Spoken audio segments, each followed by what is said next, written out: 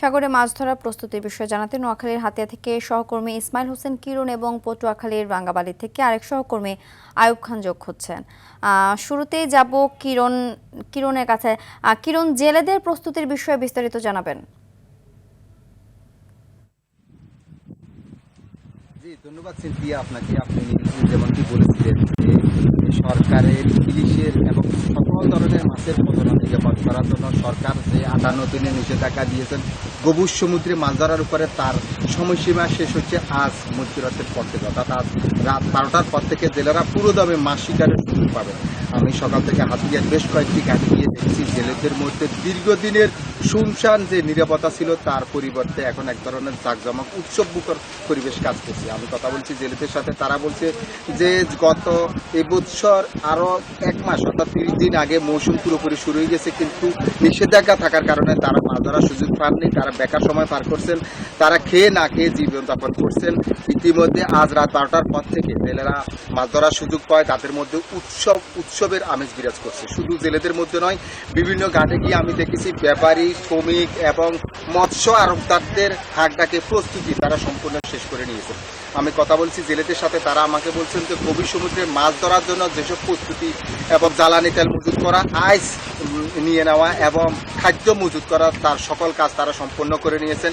রাত 12টার পর থেকে তারা সম্পূর্ণ নদীতে গিয়ে গভীর সমুদ্রকে পুরোপুরি মাছ ধরায় ব্যস্ত সময় পার করবে।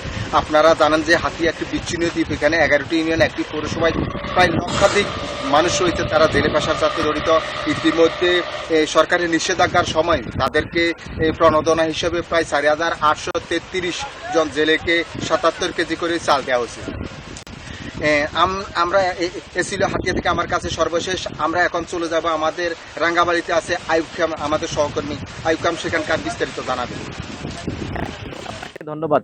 আসলে আপনার হাতিয়ার যে অবস্থা এখন এই মুহূর্তে পটুয়াখালীর রাঙ্গাবালী এবং গলাচিপার যে উপকূলীয় অঞ্চল রয়েছে, বিভিন্ন মৎস্য ঘাটগুলো রয়েছে, সেই গুলো তো কিন্তু একই অবস্থা।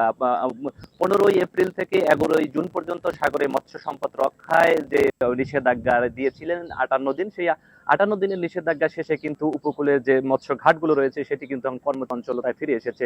অনেক জেলে ট্রলারগুলো তারা বরফ সংগ্রহ করছেন, রসদ সদয় যেগুলো রয়েছে সেগুলো কিন্তু প্রস্তুতি নিয়ে ট্রলারে তুলছেন। এছাড়াও যে শেষ মুহূর্তের প্রস্তুতি, সকল প্রস্তুতি কিন্তু এই মুহূর্তে জেলেরা নিচ্ছেন।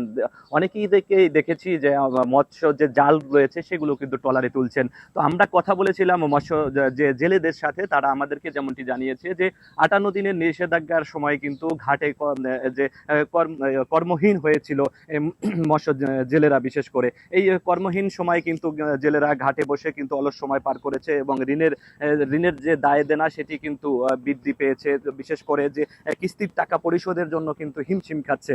জেলেরা বলছেন যে নিষেধাজ্ঞার সময় যে 58 দিনের নিষেধাজ্ঞায় যে সরকারি যে সহায়তা দেওয়া হয় 80 কেজি করে চাল, সেটি আসলেও পর্যাপ্ত নয়, খুবই কম। তো জেলেরা বলছেন যে সরকার যাতে এই 58 দিনের নিষেধাজ্ঞার সময় যাতে সরকারি সহায়তা আরো বৃদ্ধি করা হয় এবং যে নিবন্ধিত জেলে যারা চাল পেয়েছেন, এছাড়াও কিন্তু প্রায় অনেক বেশি নিবন্ধনহীন জেলেরা রয়েছে, তারা কিন্তু চাল পায়নি। আমরা মৎস্য কর্মকর্তার সাথেও কথা বলেছি, তারাও বলেছেন যে সরকারি সহায়তা দেওয়া হয়েছে। তো সব মিলিয়ে এই দীর্ঘদিন 58 দিনের যে ঘাটের যে নীরবতা ভেঙে কিন্তু সমুদ্রগামী যে জেলেরা রয়েছেন তারা কিন্তু আজকে মধ্যরাত থেকে সাগরে ফিরে যাবেন।